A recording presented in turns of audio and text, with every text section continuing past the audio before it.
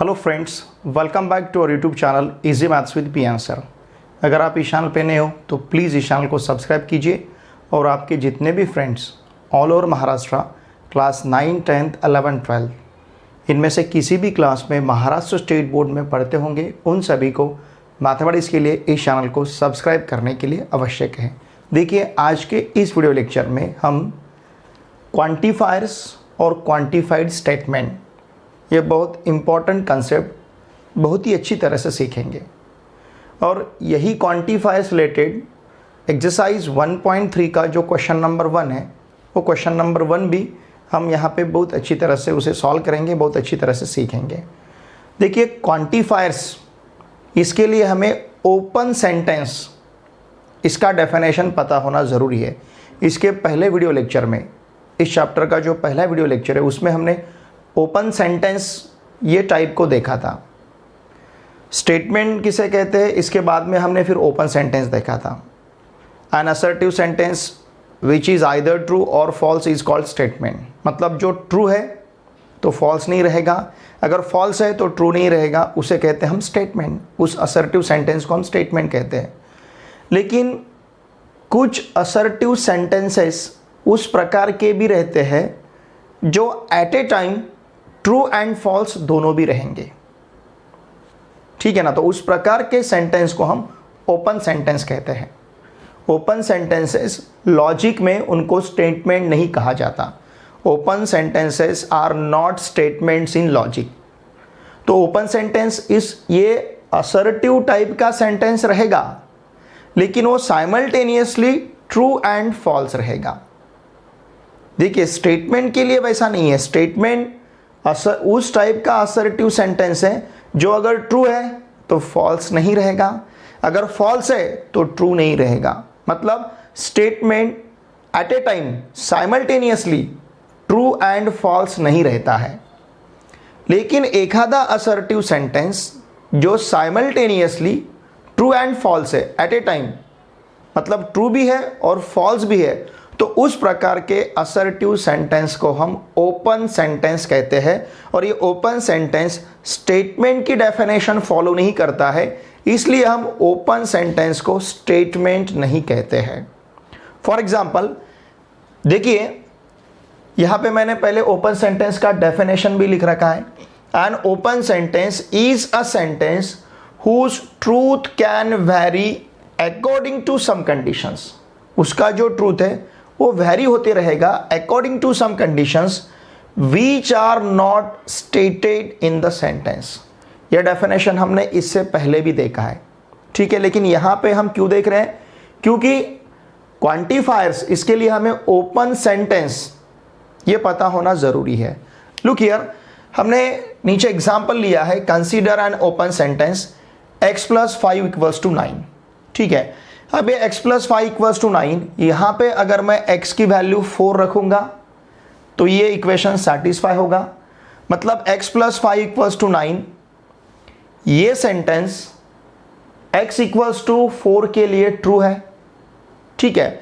x + 5 = 9, इसमें अगर हम x का वैल्यू रादर दैन 4 छोड़ के कोई भी रखेंगे, कोई भी वैल्यू अगर रखते हैं, तो ये इक्वेशन सेटिस्फाई नहीं होगा। सपोज हमने यहाँ पे x = 0 सब्स्टिट्यूट किया, 0 + 5 आंसर 5 आएगा। 5 इज नॉट इक्वल टू 9, मतलब x = 0 इसे सेटिस्फाई नहीं करेगा, तो उसके लिए इस सेंटेंस का वैल्यू फॉल्स रहेगा, यह सेंटेंस फॉल्स रहेगा। अगर हमने x = 4 सब्स्टिट्यूट किया तो 4 + 5 = 9, उसके लिए स्टेटमेंट ट्रू रहेगा। देखिए, x + 5 = 9, इस सेंटेंस में किसी भी प्रकार का कंडीशन आगे हमें नहीं दिया है। इसके लिए इसका जो ट्रूथ है, इसका ट्रूथ वैरी हो रहा है। मतलब x = 4 के लिए ये ट्रू है, x = 0 के लिए फॉल्स है। x = 4 अगर रखा हमने तो ये इक्वेशन सेटिस्फाई होगा, इसका ट्रूथ वैल्यू, मतलब ये स्टेटमेंट ट्रू होगा, सॉरी ये सेंटेंस ट्रू होगा।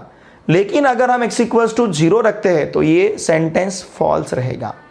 तो ये जो सेंटेंस है, ये sentence at a time simultaneously true and false दोनों भी हैं। नीचे मैंने एक्सप्लेन किया है उसे। If x = 4 the sentence becomes true. इसमें अगर x का वैल्यू हम 4 रखते हैं तो ये सेंटेंस ट्रू होगा। ध्यान दीजिए, अगर हम x is not equals to 4 लेते हैं, मतलब 4 छोड़ के हम कोई भी वैल्यू अगर यहां पे सब्स्टिट्यूट करते हैं तो ये सेंटेंस यहां फॉल्स रहेगा। इसका मतलब ये sentence at a time true and false दोनों भी है।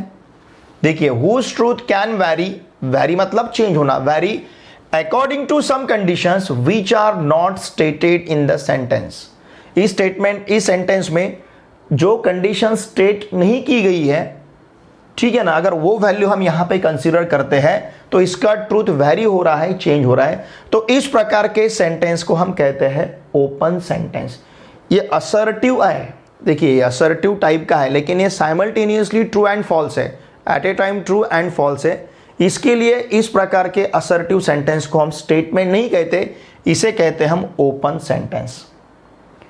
ओके, अब देखिए, suppose if we write open sentence x + 5 = 9 as below. अगर इसी ओपन सेंटेंस को कुछ कंडीशन वहां पे लेके अगर हम फिर से लिखते हैं, रीडिफाइन करते हैं इसे, देखिए हमने अब इसे किस प्रकार से लिखा है। x + 5 = 9 लिया हमने, देयर एग्जिस्ट x = 4। x + 5 = 9 है कब? जब x = 4 है, देयर एग्जिस्ट, वहां पे उस प्रकार का x का अस्तित्व है, उस प्रकार का x है जिसका वैल्यू 4 है, फॉर x + 5 = 9। तो यहां पे हमने जो देयर एग्जिस्ट x = 4 लिखा, इसके साथ x + 5 = 9, इसके साथ हमने ये कंडीशन यहां पे अप्लाई किया, देयर एग्जिस्ट x = 4। तो अब ये सेंटेंस स्टेटमेंट में कन्वर्ट हुआ है। अब ये सिर्फ ट्रू ही रहेगा, अब ये फॉल्स नहीं रहेगा। समझ रहे ना आप? अब x + 5 = 9 ये ओपन सेंटेंस नहीं रहा है, हमने यहां पे कंडीशन लिया है देयर एग्जिस्ट x = 4। ये कंडीशन इसके साथ हमने लिखा, इसके कारण अब ये ओपन सेंटेंस नहीं रहा, अब ये स्टेटमेंट में कन्वर्ट हो चुका है और इसका ट्रूथ वैल्यू ट्रू है। समझ रहे ना आप? x + 5 = 9 इस ओपन सेंटेंस को इस कंडीशन के साथ हमने स्टेटमेंट में कन्वर्ट किया। देयर एग्जिस्ट x = 4, x = 4 ये इस इक्वेशन को सेटिस्फाई करता है। अब इसके सिवा कोई भी x नहीं रहेगा, सिर्फ x = 4 ही रहेगा, तो हमेशा इसका ट्रूथ वैल्यू ट्रू ही रहेगा। इसके लिए हम इसे स्टेटमेंट कह सकते हैं और इसका ट्रूथ वैल्यू t रहेगा। ओके, देखिए इसी सेंटेंस के साथ हमने यहां पे नंबर 2 में ये कंडीशन लिया, मतलब यहां पे कंडीशन लिया था, यहां पे हमने दूसरा कंडीशन लिया है। क्या लिया है? For all x is not equals to 4, ऐसे सभी x जो 4 नहीं है, ऐसे सभी x जो 4 नहीं है, वो अगर हम यहां पे सब्स्टिट्यूट करते हैं तो ये इक्वेशन सेटिस्फाई नहीं होगा। x = 4 छोड़ के, x is not equals to 4 मतलब 4 नहीं, 4 छोड़ के हम कोई भी नंबर यहां पे अगर सब्स्टिट्यूट करेंगे x = तो कभी भी ये इक्वेशन सेटिस्फाई नहीं होगा। तो 4 छोड़ के हर एक वैल्यू को, 4 के सिवाय हर एक वैल्यू को ये इक्वेशन फॉल्स ही रहेगा, सेटिस्फाई नहीं होगा, ये सेंटेंस फॉल्स ही रहेगा। तो ये ओपन सेंटेंस अब स्टेटमेंट में कन्वर्ट हो चुका है।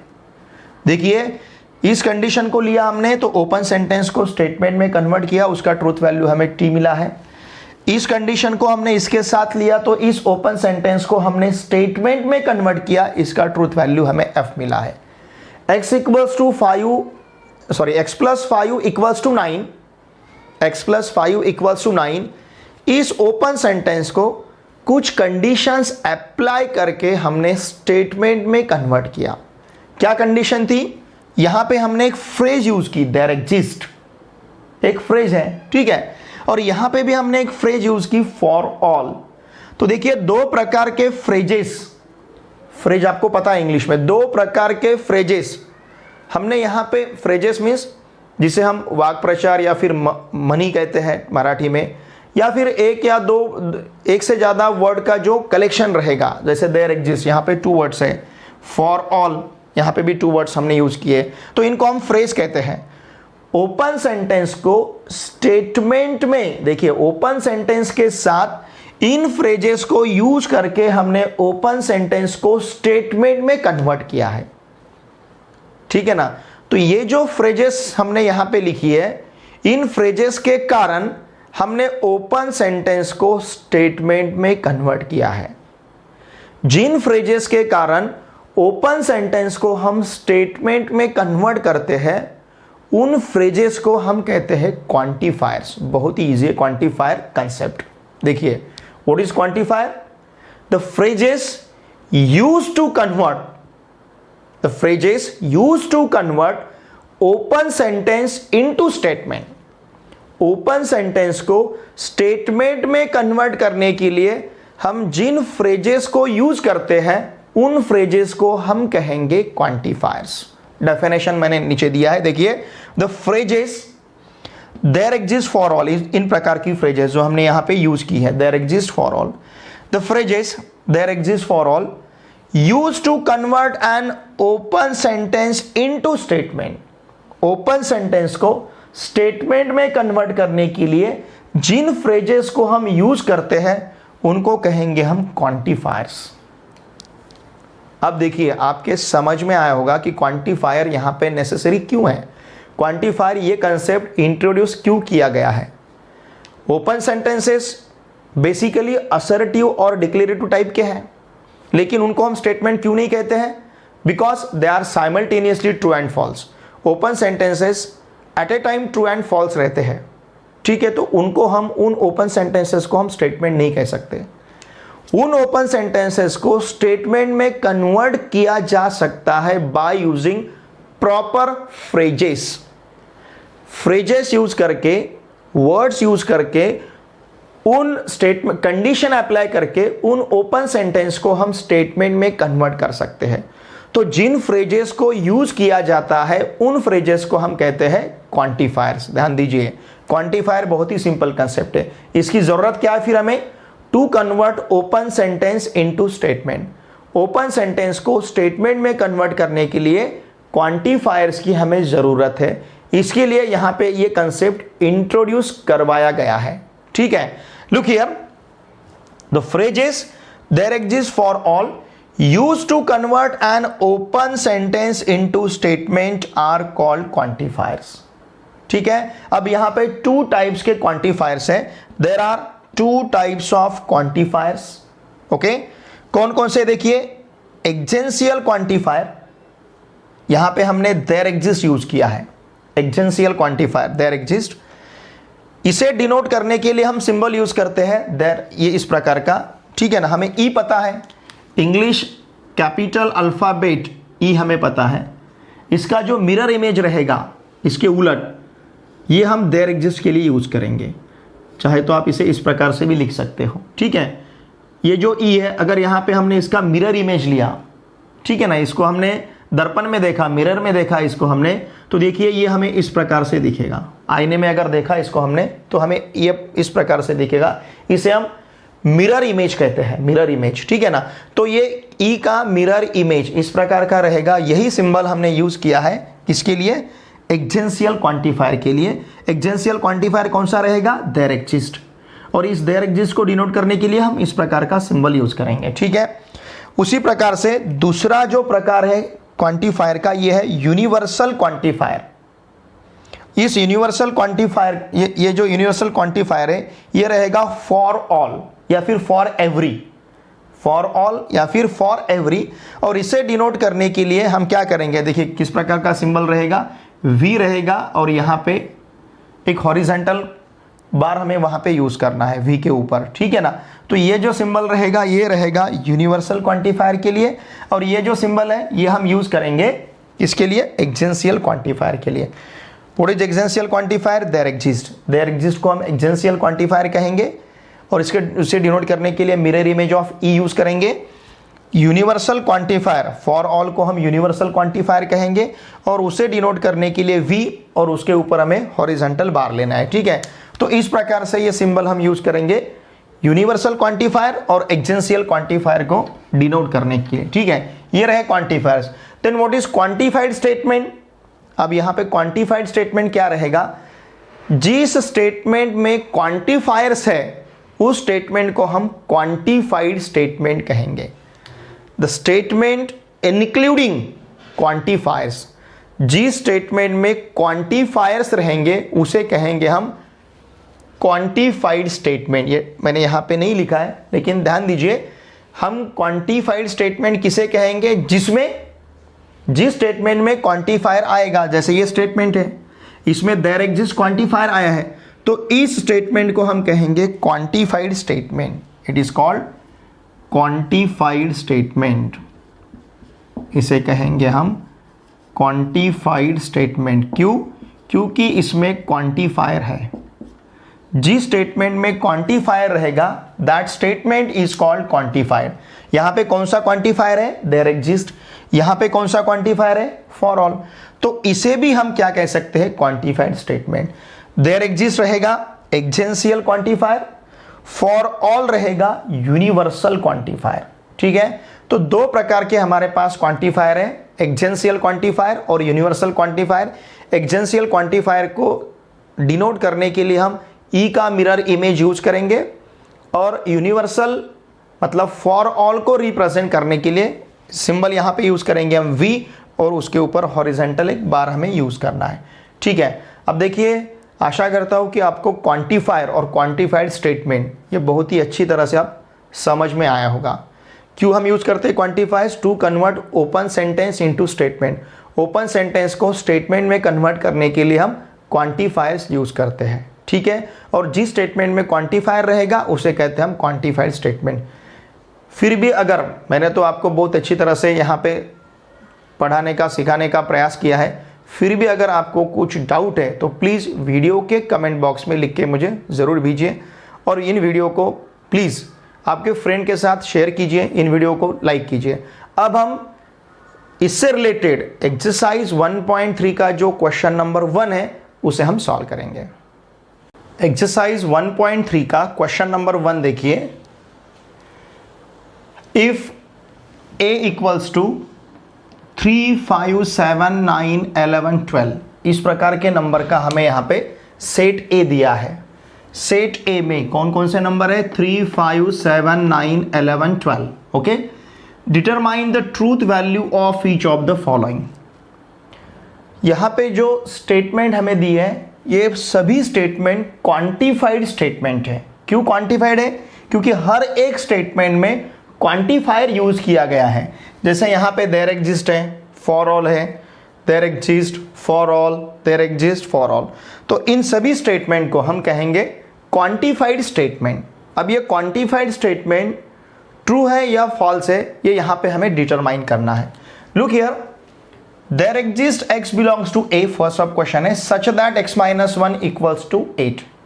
इसका मतलब सेट A में देयर एग्जिस्ट कम से कम ऐसा x होना चाहिए जो x - 1 इक्वल्स टू 8 इस रिलेशन को सेटिस्फाई करता है। कम से कम एक होना चाहिए देयर एग्जिस्ट, इसका मतलब कम से कम एक से ज्यादा रहे तो भी चलेगा। ठीक है, अब देखिए इस सेट A में 9 एलिमेंट ऐसा है, 9 belongs to A such that किस प्रकार से है, x - 1 इक्वल्स टू 8 हमें मिल रहा है। तो 9 बिलोंग्स टू A, ये जो एलिमेंट है x equals to 9 belongs to A, a element satisfy करता है। सेटिस्फाई किसे सेटिस्फाई करता है?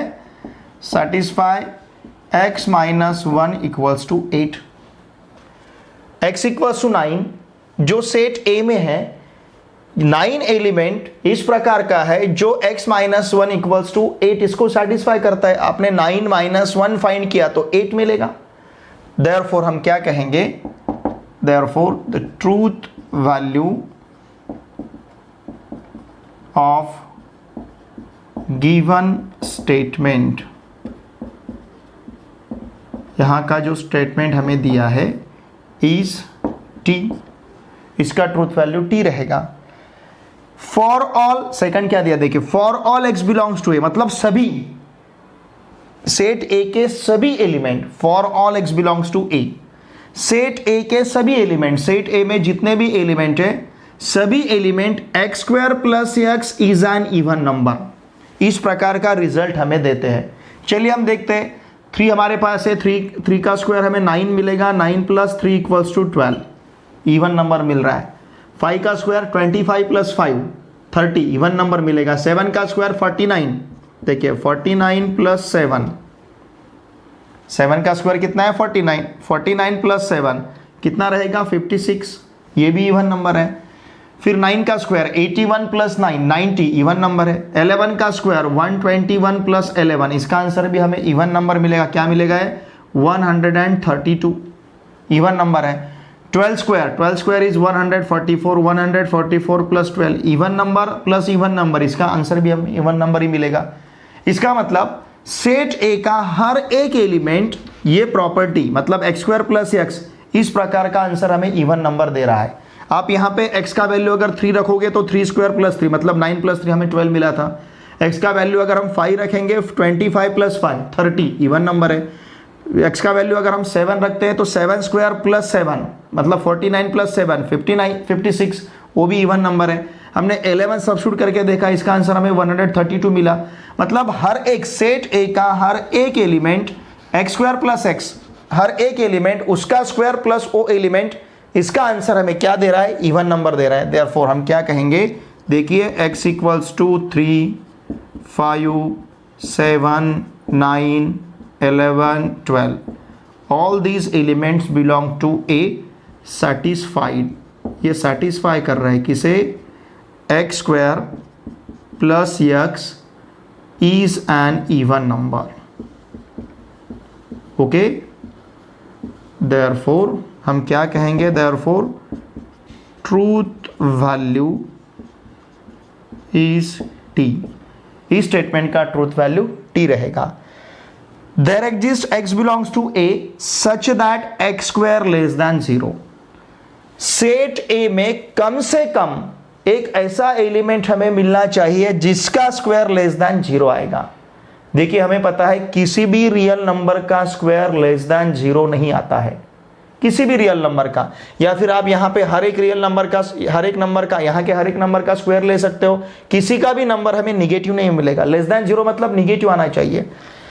सेट ए में ऐसा एक एलिमेंट x हमें कम से कम एक एलिमेंट हमें ऐसा मिलना चाहिए जिसका स्क्वायर < 0 आएगा, ठीक है। 3 का स्क्वायर नहीं आएगा, किसी भी नंबर का स्क्वायर < 0 नहीं आएगा। देयरफॉर हम क्या कहेंगे, x = 3, 5, 7, 9, 11, 12 belongs to a what do not satisfy x² < 0। यहाँ का कोई भी एलिमेंट इससे सेटिस्फाइड, ये कंडीशन को सेटिस्फाई नहीं करेगा, ये कंडीशन को। देयरफॉर द ट्रूथ वैल्यू, इसका जो ट्रूथ वैल्यू है, ट्रूथ वैल्यू इज क्या रहेगा f, ठीक है। अब 4th नंबर का हमें क्या दिया, देखिए for all x belongs to a x is an even number. x, देखिए for all x belongs to a मतलब सभी के सभी x हमें यहां पे इवन नंबर चाहिए। सेट a का हर एक एलिमेंट इवन नंबर चाहिए, है क्या। देखिए फॉर ऑल 3 इवन नंबर नहीं है, 5 नहीं है, 7 नहीं है, 9 नहीं है, 11 नहीं है, 12 इसे सेटिस्फाई करेगा लेकिन सभी नहीं है, ठीक है ना। तो हम क्या कहेंगे, देखिए 12 x = 12 belongs to a is an even number, okay ये इवन नंबर है। लेकिन बट x = कौन कौन से नंबर, 3 5 7 9 11 belongs to a are not even number, ये इवन नंबर नहीं है, ठीक है ना। देयरफॉर हम क्या कहेंगे, truth value of given statement is f, इसका ट्रूथ वैल्यू क्या रहेगा, f रहेगा। हाँ अगर यहाँ पे देयर एग्जिस्ट रहता तो फिर इसका ट्रूथ वैल्यू हमें t मिल जाता, ठीक है। Now there exist x belongs to a such that 3x + 8 > 40, कम से कम एक x वहां पे ऐसा होना चाहिए जिसे यहां पे सब्स्टिट्यूट किए बाद इसका आंसर ग्रेटर देन 40 आना चाहिए। देखिए ऐसे हमें x यहां पे मिलते हैं क्या, सपोज हमने x का वैल्यू 3 सब्स्टिट्यूट किया, 3 इंटू 3 9, 9 प्लस 8 17, ग्रेटर देन 40 नहीं आएगा। 5 सब्स्टिट्यूट किया, 3 इंटू 5 15, 15 प्लस 8 23, ग्रेटर देन 40 नहीं आएगा। 7 सब्स्टिट्यूट किया, 3 इंटू 7 21, 21 प्लस 8 35, ग्रेटर देन 40 नहीं आएगा। 9 सब्स्टिट्यूट किया तो 9 इंटू 3 27, 27 प्लस 8, ठीक है ना, 27 प्लस 8 35, ग्रेटर देन 40 नहीं आएगा। 11 सब्स्टिट्यूट किया, ये आ सकता है। x इक्वल्स टू, देखिए x इक्वल्स टू 11 अगर हमने यहाँ पे सब्स्टिट्यूट किया, 3 इंटू 11 33, 33 प्लस 8 33 प्लस 8 41, 41 40 से बड़ा है, तो ये इसे सेटिस्फाई करेगा, ये भी इसे सेटिस्फाई करेगा। x equals to 11, 12 belongs to a satisfy, ये सेटिस्फाई करते हैं किसे, 3x प्लस 8 ग्रेटर देन 40। कम से कम एक x हमें ऐसा यहाँ पे मिलना चाहिए, तो हमें यहाँ पे 2x मिले 11 और 12, देयरफॉर हम क्या कहेंगे, the truth value of given statement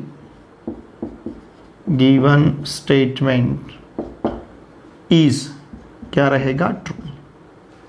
ठीक है, अब 6 नंबर का देखिए क्या दिया है, for all x belongs to a 2x plus 9 greater than 14। इसमें a में से सभी के सभी नंबर उन्होंने ये कंडीशन सेटिस्फाई करना चाहिए।